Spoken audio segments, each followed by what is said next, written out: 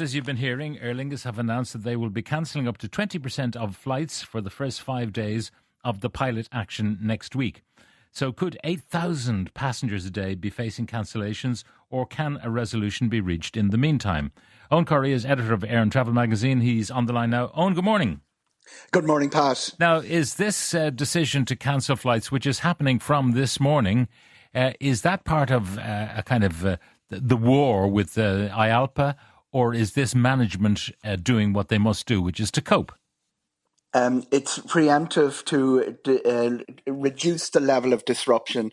To answer the second question you just put, there is no chance, in my opinion, of anything being resolved before the work to rule kicks in next Wednesday, and probably for a little time after that. We're still at the stage where both their union mainly are leading this, are softening up Aer Lingus and seeing what damage they can inflict. Now, already you're hearing people who are saying, I'll never fly with them again and of course people say that all the time about different airlines, and then based on price and opportunity, they do fly again. But there's no doubt damage is being inflicted. Forward bookings have been badly affected. It could be 2-3 million euro revenue a day. The revenue stream has already been affected. It's also going to be costly to bring in extra aircraft, even though they're cancelling. Clearly, they need enough leeway that will bring in, obviously they have access to aircraft from the Spanish airline Iberia and British Airways and Vueling as well. So all of that, what Aer Lingus have been doing over the last few days is, as we said on this programme the other day, everything's very, very tight. Once a plane goes tech, or once pilots call in sick, it will all start to unravel. They have made the decision that they're not going to allow it to unravel, and they've made it preemptively. They're not going to wait for the chaos to emerge and the cancellations to emerge. Here's the issue. They're going to cancel up to 20% of their flights every day, between 10 and 20%. First of all, how are they making that decision? Which flights will go? Which are, if you like, which passengers are expendable in Aer Lingus's view?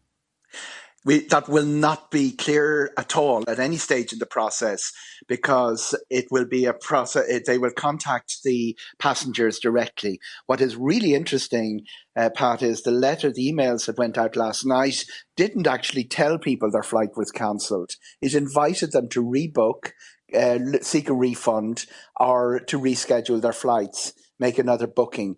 That means that they're maybe making the decision on how passengers move themselves.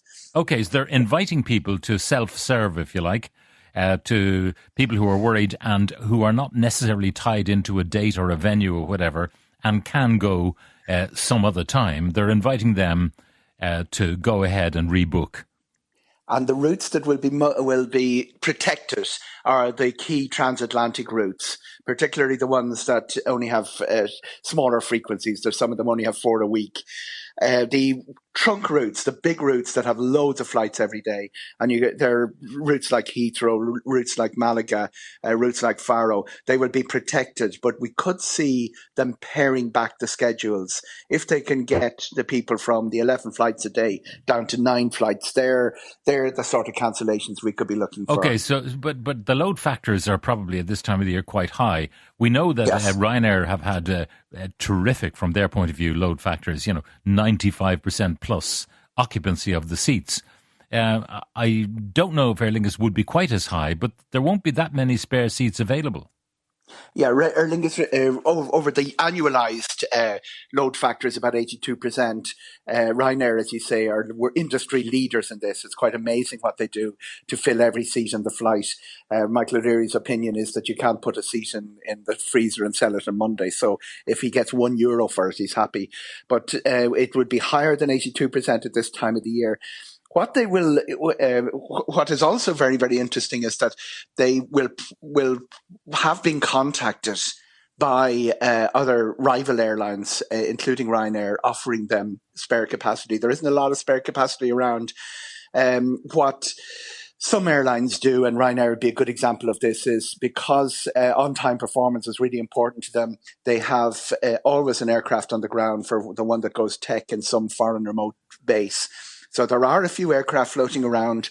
Aer Lingus will likely have access to them, but we're very early in this game, Pat. This is only 5 days of cancellations work to rule. There's no sign of these guys sitting down and going into a room together. And I expect, by the way, when that happens, the talks will break down and then we'll be in the WRC, or maybe they'll all go into the WRC together. But we have a couple more weeks to play on this. There's another really important point. It sounds a lot, 10%, 20% is getting a lot of it. When you go back to April the 25th, I was talking in this program about the French air traffic control. 36 flights from Dublin were cancelled that day. Ryanair had 300 flights cancelled that day. It's the sort of thing that happens in aviation. That's more than Aer Lingus will be dealing with next week. Airlines are good at mopping it up, and Aer Lingus also have access to the British Airways services to England. There's another, the Aer Lingus regional services will not be affected.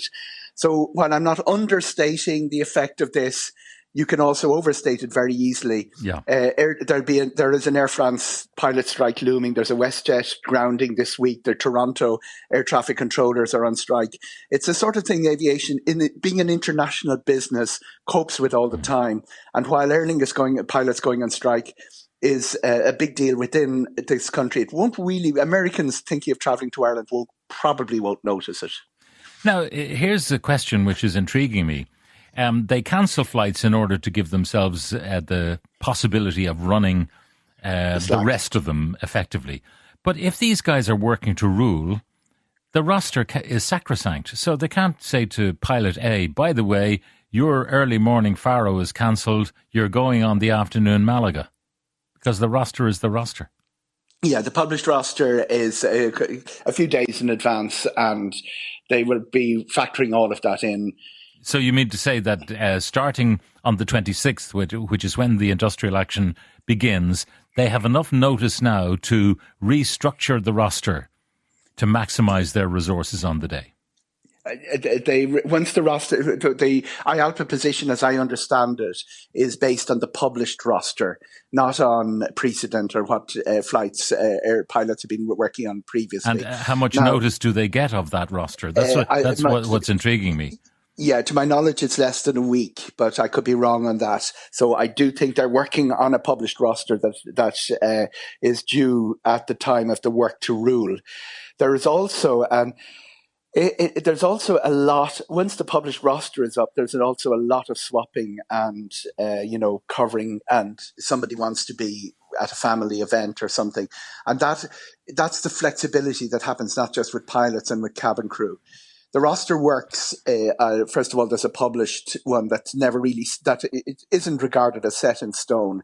And then people will work around whatever their personal preferences are within that. And I'm absolutely I have no idea how that is going to, how that flexibility and how that, reworking of the roster is going to cope. I wonder, will Aer Lingus allow people who've got a family occasion to go to? Will they allow them, offer them the flexibility that they are not offering Aer Lingus? So some pilot says, I need to go to a christening or a wedding or whatever. Sorry, sunshine, you're rostered. You got to fly that plane. And then, of course, the blue flu kicks in, I presume. I doubt we'll be seeing any escalation on the Aer Lingus side with rosters. Okay. So where is this going to go next? The work to rule will be disruptive but not fatal. So what next? The work to, I think what we're looking at is people sizing each other up, the two sides sizing each other up, seeing what damage they could do. IALPA have hit the forward bookings and they've put them to the expense of this, and they have other options up their sleeve. Aer Lingus have other options up their sleeve as well. They'll be contacting their colleague airlines, and there's a question as to how much autonomy Aer Lingus have on this. Will the final decision be made in Madrid? Because and the Heathrow, the old days of pilot disputes in Aer Lingus, which were fun to watch from the sideline, not for the passengers, where we had Evan Cullen and Willie Walsh going for each other, and all of that. The final decision on both sides was made by the IALPA and by Aer Lingus. It'll also be very interesting to see what Force's involvement in this. Force will also be representing other IALPA are an affiliate union of Forsa, the larger union, and Forsa members has also members in Aer Lingus. They have been watching what IALPA have done over the last 6 months, which was quite aggressive. The rejection, the very speedy rejection of the process, or crashing through the process, the safety nets that was played in the clip with Simon Harris there, where they got an arbitration process and rejected it. All of that will be of interest to Forsa. I think there may be looking at our IALPA moving too fast. What precedent this set for the trade union movement? IAG would be looking and saying, what precedent does this set for our pilots in the other airlines? And all of that is going to come into play a bit more now than what we've seen over the last 6 months, Pat. And to hell with the passengers. Anyway.